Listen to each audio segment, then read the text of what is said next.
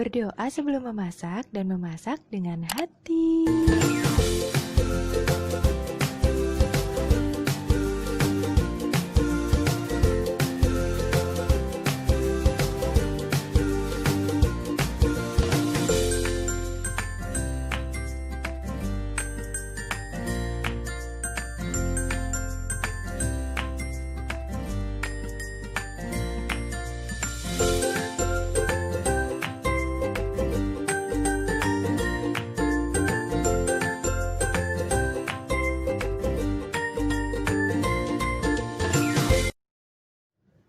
Jangan lupa subscribe ya sahabat. Assalamualaikum sahabat dapur semua, apa kabar? Semoga sahabat dan keluarga selalu dalam keadaan sehat dan sejahtera. Jumpa lagi di sini bersama dengan Wangi Pandan. Kesempatan kali ini Wangi Pandan akan membagikan resep bola-bola makaroni, camilan yang enak banget, gurih, lembut, dan creamy. Camilan ini jika dijual di toko kue harganya Rp4.000 per buah. Kalau kita membuatnya sendiri pasti lebih banyak hasilnya ya. Bahan-bahannya adalah bahan utamanya adalah makaroni.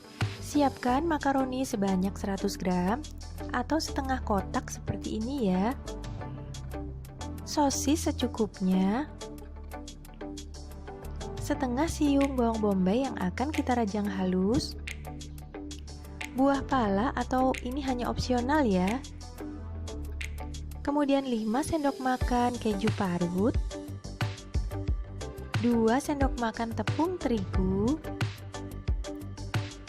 3/4 susu, kemudian merica, garam, dan kaldu bubuk sesuaikan saja dengan selera. Sedangkan untuk kulit bagian luarnya, siapkan 8 sendok makan tepung panir atau tepung roti dan 2 butir telur. Cara membuatnya: didihkan air, kemudian rebus makaroninya selama kurang lebih 9 menit sampai 10 menit. Kemudian tiriskan.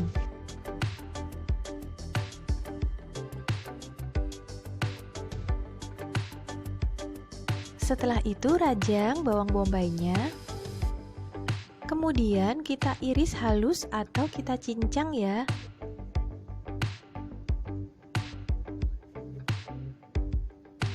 Lalu sosisnya kita potong-potong, sesuaikan saja dengan selera. Sedangkan sosis ini bisa diganti menggunakan kornet, daging sapi yang dicincang atau daging ayam cincang. Kemudian tumis bawang bombaynya dengan sedikit minyak dan tambahkan sosisnya. Setelah itu tambahkan 2 sendok makan tepung terigu dan aduk-aduk hingga terigunya melekat pada sosisnya. Kemudian tambahkan susunya. Lalu rebus hingga mendidih. Setelah itu tambahkan garam. Di sini Wangi Pandan menambahkan 1 sendok teh ya. Kemudian kaldu bubuk dan merica secukupnya. Dan terakhir adalah buah pala. Parut buah pala ini secukupnya saja ya. Bisa menggunakan pala yang sudah jadi bubuk ya. Kemudian tambahkan makaroninya. Dan masak sampai makaroni ini menyerap susunya. Dan susunya telah habis ya diserap oleh makaroni ini. Kemudian tambahkan keju cheddarnya. Dan aduk-aduk kembali sampai tercampur rata. Setelah itu tiriskan dalam sebuah wadah dan biarkan dingin terlebih dahulu. Setelah dingin baru dapat kita bentuk ya. Siapkan 2 butir telur. Kemudian kocok lepas. Dan siapkan juga tepung panirnya. Nah, setelah dingin seperti ini, makaroninya siap untuk kita bentuk. Di sini makaroninya dan telurnya, kemudian tepung panirnya. Cuci tangan hingga bersih atau gunakan sarung tangan plastik ya.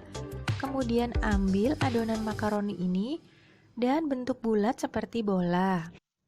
Sedangkan untuk ukurannya sesuaikan saja dengan selera sahabat ya.